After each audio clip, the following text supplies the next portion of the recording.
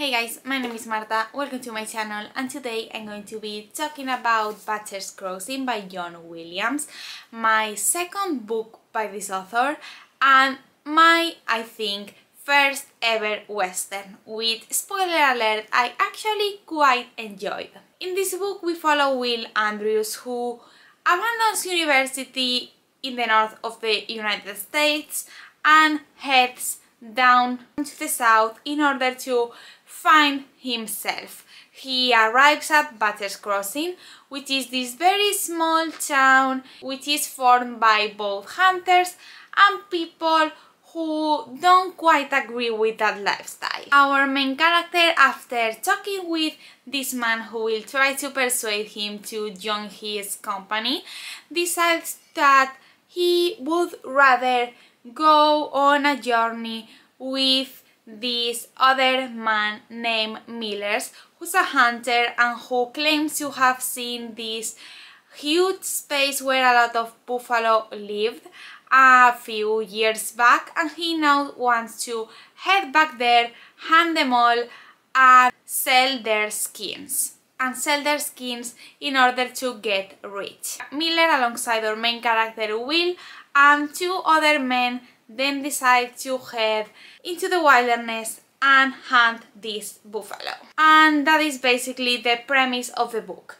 The book, as most westerns, is about the conquering of the wilderness, is a way of, it's about the whole man versus the wilderness thing, and that is something that is pretty well depicted in the novel. Our main cast of characters, while they are traveling and are hunting the buffalo, they will have numerous struggles, such as running out of water or even having to face the huge snowstorms of the winter. It's a book that is filled with violence and with a pretty canonical masculinity.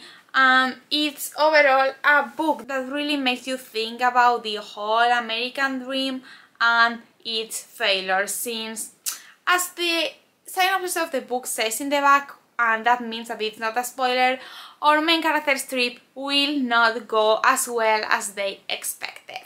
One of the things that I enjoy the most about the book is John Williams' writing style. I am not usually one that gravitates towards westerns. In fact, as I just said, this was my first ever western, but after really enjoying Stoner last year, I decided that I wanted to check out something else by the author, and I chose this one. As in Stoner, John Williams' writing style is very descriptive. He really gives a lot of detail about our main character's actions and thoughts, and especially in this book, the descriptions he makes of the nature our main characters are walking in are simply marvelous. John Williams really knows how to set up an atmosphere and also knows how to confront this atmosphere to what our main characters are doing and our main character's main purpose. It's a book that, as in Stoner, not much really happens. In fact, a bunch of pages are just mere descriptions of our main characters walking towards the place where the buffalo are supposed to be in, and then going back home. But in those descriptions you really get a sense of the journey, you really get a sense of how hard it actually was for them to get there and then to come back. As I just hinted at, and as many westerns, this is a book mainly about the American dream, about conquering this American dream and about creating a future for oneself. It's a book about ambition, both when it comes to our main character and his constant try to find himself during this journey, but also for the character of Miller, who is someone who I would describe as pretty blinded by his objective and who is not the nicest person. We will clearly see in this book how the entire hunting the buffaloes becomes a metaphor for our main characters' achievement of the so-called American dream and of their objective, and this will not go, as I said, as well as expected. In fact, and this might be a bit of a spoiler, so I am so sorry, this journey they've gone into will serve for nothing because they will lose all the buffalo skins at the very end, and once they come back into the city, even if they had managed to take the skins with them, they would realize that this journey they had embarked themselves in was actually pointless, because when they come back, some sort of Rip Van Winkle-esque situation has taken place, and this might be me having been traumatized by that short story when I read it last year, but I couldn't help but compare the two things. But anyway, when they come back, everything has changed. The entire town of Butcher's Crossing has been devastated, I would dare say. Not even half of the population who previously lived there are there anymore, and when they encounter this man who had at the very beginning given a job offer to our main character, he tells them that their journey was pointless and that buffalo skins are no longer in, and that buffalo hunting is now meaningless. The book also really shows how this journey into the wilderness affects our main characters' thought and their perception, both of themselves and of the others. As one of the few, I would dare say the only important female characters in the story, tells our main character at the beginning of it, it is a journey that is going to make him older, it is a journey that is going to completely change him, and that is something that we see not only in our main character at the very end, but also in the other two.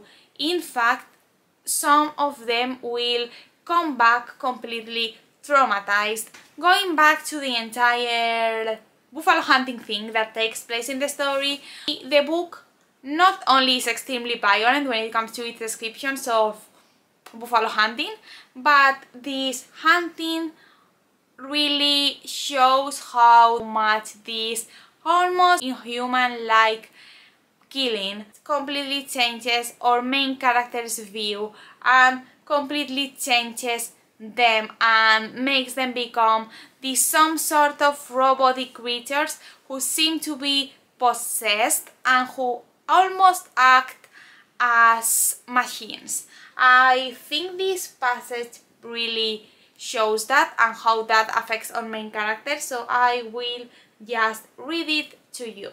At the skinning, Willander's skill slowly increased. His hands toughened and became short, his knives lost their new brightness, and with use they cut more surely, so that soon he was able to skin one buffalo's two Snyder's too. The stench of the buffalo, the feel of the warm meat on his hands, and the sight of clotted blood came to have less and less impact upon his senses.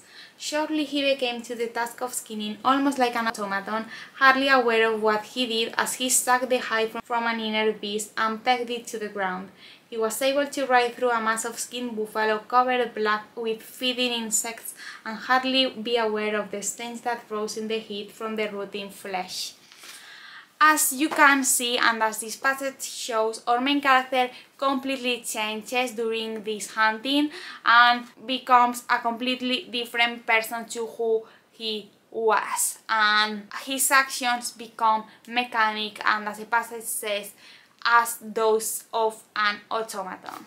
So to conclude this video, because I've been talking quite a lot and I don't know how to talk about books for a long time without giving away way too many spoilers, Butcher's Crossing was a 4 out of 5 stars read for me. I really enjoyed John Williams' slow writing style. I really enjoyed his in-depth exploration of our main characters' actions and of our main characters' heads while they were in the wilderness. And I also really enjoyed how he managed to show through this pointless journey the fall of the so-called American dream, which is a common theme and topic in many both classic and not so classic North American novels. And on that similar line, I also really enjoyed how he emphasized the pointlessness of life, a theme that was also present in Stoner and which I believe is common in his works. I don't really know, and I'm not going to affirm it because I only have read two of his books, but I really enjoyed that. Also, and at the same time, I really enjoyed how he played with a common theme in American literature, which is the conquering of the wilderness, which is a common theme in westerns, and also how he played with American literature tradition with that rip-off of the story of Rip Van Winkle he did at the very end, because I refuse to admit that it was something else than a copy-paste of that story. But anyway, I also really enjoyed how he showed the masculine atmosphere of westerns and how he in a way confronted that masculinity through our main character, who before becoming this some sort of automaton creature the narrator describes him as, hasn't yet embraced the typical masculine attitude and usually found in westerns. And this first initial way of being he has at the beginning of the novel will come back at the very end of it as well. But anyway, I forgot what I was saying, but Butcher's Crossing, would I recommend it? I would say that I would if you liked Stoner, and probably also if you like westerns, because this is what it is. But if you don't really like slow-paced books, and if you don't really like books where not much happens and in which most of the novel is actually descriptions of the atmosphere of the wilderness, this book might not be for you. But in terms of my own taste, this book was surprisingly good, and I am now looking forward to reading even more from John Williams.